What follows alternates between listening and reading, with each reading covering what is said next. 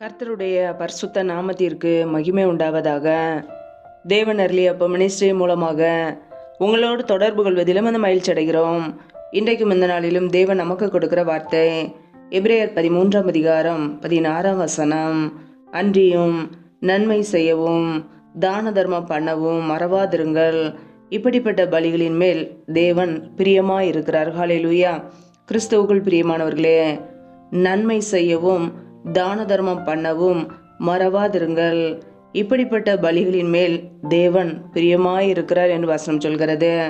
ஆம் பிரியமானவர்களே, நம்முடைய வாழ்க்கையிலே நம்முடைய சுய விருப்பத்தை வெறுத்து தேவ சித்தத்தை நிறைவேற்ற நாம் அழைக்கப்பட்டு இருக்கிறோம்.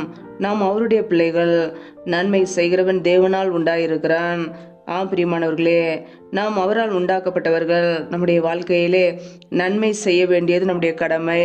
ஆம் பிரியமானவர்களே, இயேசு கிறிஸ்து இந்த உலகத்தில் வாழ்ந்த நாட்களிலே அவர் நன்மை செய்கிறவராய் சுற்றி திரிந்தார். நாமும் அவரை போலவே நன்மை செய்கிறவர்களாய் நற்கிரியைகளை செய்கிற பிள்ளைகளாய் இருக்க வேண்டும்.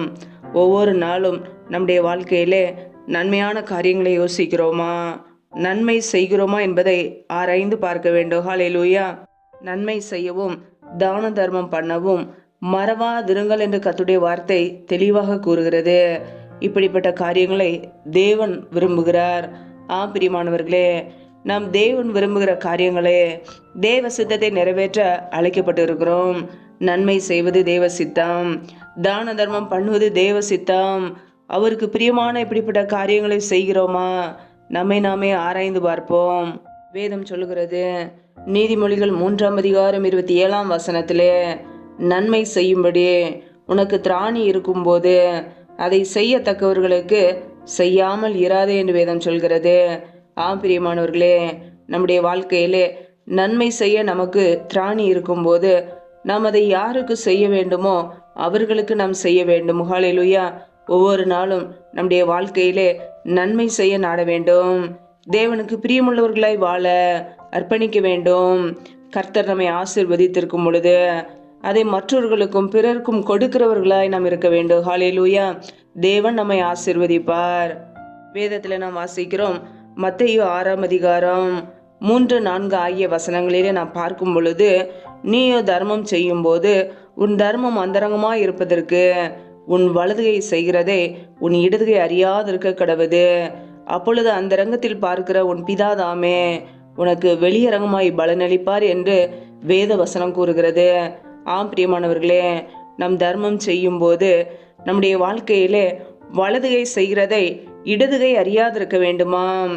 அந்த அரங்கத்தில் பார்க்கிற பிதாவானவர் நம்மை வெளியரங்கமாய் ஆசீர்வதிப்பார். பிரியமானவர்களே, நாம் செய்கிற தான தர்மங்கள் நன்மைகள் ஒரு நாளும் ஏன் போகாது, அது தேவ சமூகத்திலே இருக்கும்.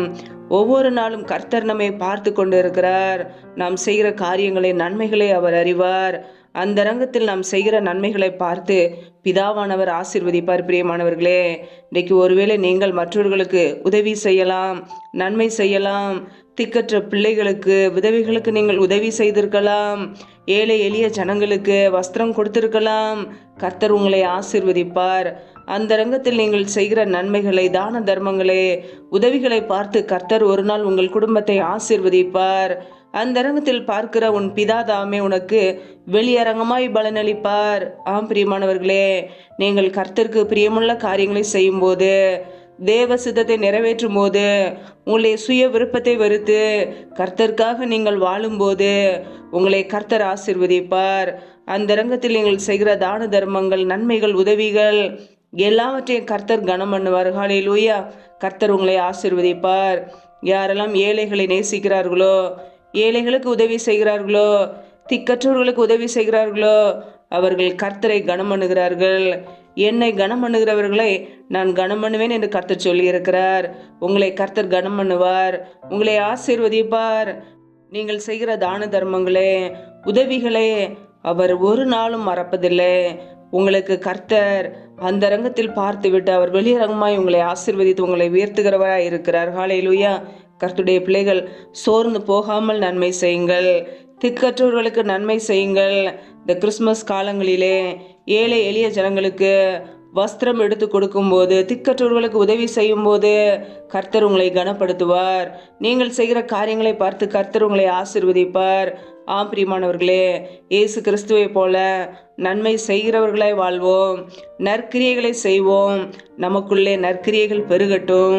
நம் கிறிஸ்து இயேசுக்குள்ளாக மறுபடியும் பிறந்ததை நற்கிரியைகள் செய்ய, நம் ரட்சிக்கப்பட்டதன் நோக்கமே நன்மை செய்ய, அதை அறிந்து மற்றவர்களுக்கு நன்மை செய்ய நம்மை அர்ப்பணிப்போம். கர்த்தர் நம்முடைய வாழ்க்கையிலே பெரிய காரியங்களை செய்வார். ஹல்லேலூயா. கர்த்தர் தாமே உங்களை ஆசீர்வதிப்பாராக. ஆமென்.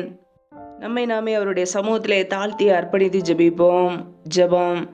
எங்களை அதிகமாய் நேசிக்கிற எங்கள் அன்பின் பரலோக பிதாவே, மெய் துதிக்கிறோம், ஸ்தோத்திரிக்கிறோம் அப்பா. ஒவ்வொரு நாளும் எங்களை பத்திரமாய் பாதுகாத்து கொள்கிற கிருபைக்காக நன்றி அப்பா. இணைந்திருக்கிற ஒவ்வொரு பிள்ளைகளையும் ஆசீர்வதிங்க.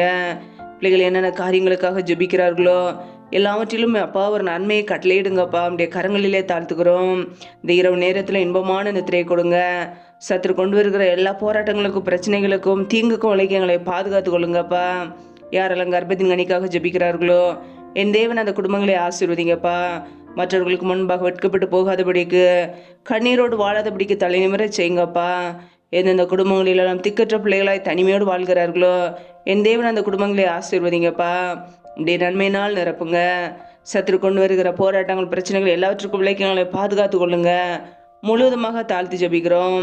இந்த இரவு முழுவதும் எங்களோடு கூட இருந்து கரம் பிடித்து வழி நடத்துங்கப்பா. அதிகாலையில் தேவ சமூகத்திலே கண்விழிக்க கிருபதாங்க. முற்றிலுமாக தாழ்த்தி ஜெபிக்கிறோம். எல்லா துதி கனம் மகிமையெல்லாம் ஒருவருக்கே செலுத்துகிறோம்.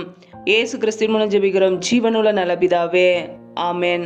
கர்த்தர் தாமே உங்களையும் உங்கள் குடும்பங்களையும் ஆசீர்வதிப்பாராக. ஆமென். Thanks for watching. Please subscribe our channel. Click the like and share. Click the bell. God bless you.